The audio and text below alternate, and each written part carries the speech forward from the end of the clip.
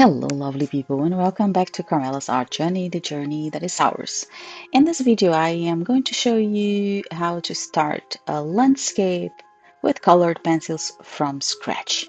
As you can see, the paper I am using is a postcard-sized paper from Hahnemühle, and it's actually a watercolor paper, but works perfectly also for this kind of painting because I am using colored pencils not for coloring this time, but for painting. What does that mean? That means that I am not simply coloring a closed space, but I am creating a whole scene with the colored pencils.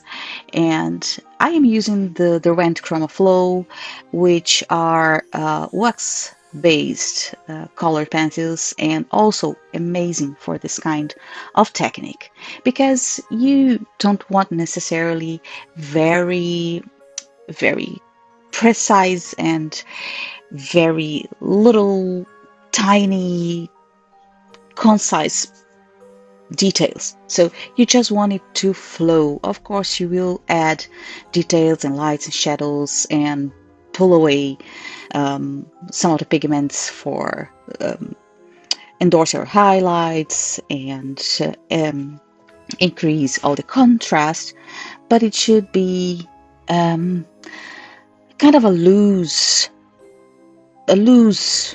result, a loose work. You know what I mean?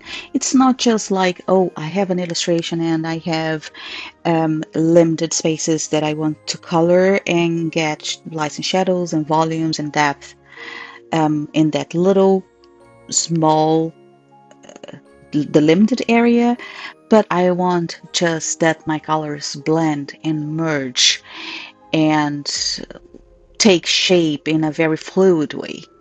And this is a way to use colored pencils too, because colored pencils are not only for illustrating, for coloring those spaces, which are very beautiful, by the way. I mean, I love coloring and I love creating, especially a botanical illustration, fauna and flora, animals, birds, snakes, bugs. I love that, and I create a lot of that with the colored pencils.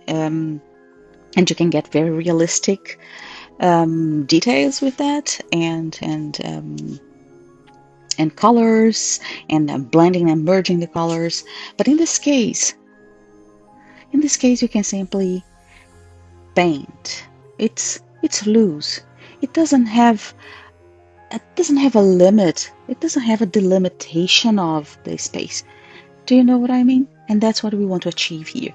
For that, as I said, besides the colored pencils, you can use your rubber pencil, and you can use your kneaded rubber or kneading rubber for that. For, as I said, for creating the highlights. And in this case here, I am only using the colored pencils. There is no burnisher, no blenders, no other tools to scratch besides the rubber, as I said, but nothing else to scratch or to change or merge the pencils, but only the pencils. And there is so much joy in that. You can so freely, you can create landscapes and scenes and transport emotions to your painting in such a free way. And now let's go to the technique itself. Well, as I said before, there is no delimited space where, like in an illustration, where you have the leaves and you have the flowers and all the little objects that you will color. Of course, there is the delimitation of your working area, like as I used washi tape to delimitate and create a frame around that painting. But besides that, you are free. So I didn't even didn't even make a sketch of that. I simply created, so out of the blue. What I was feeling at that moment and how I was feeling, and I just wanted to create that landscape, that peaceful atmosphere, and That's why I meant before, in a very free way. So the technique here is just as in general for colored pencils. You start very, very light from the background to the front. Usually you always start from the background to the front because you can so work with perspective and work with lights and shadows so that you can transport this depth to the drawing or the painting. And another thing here is the changing directions. I start very light with my the first colors that I choose, and then I go in one direction and on the other direction, and so I get all the gaps between the traces kind of covered. And the more layers you put on it, the covered it gets. Just you will see here just the texture of the paper, which adds much more, I would say, life to the painting.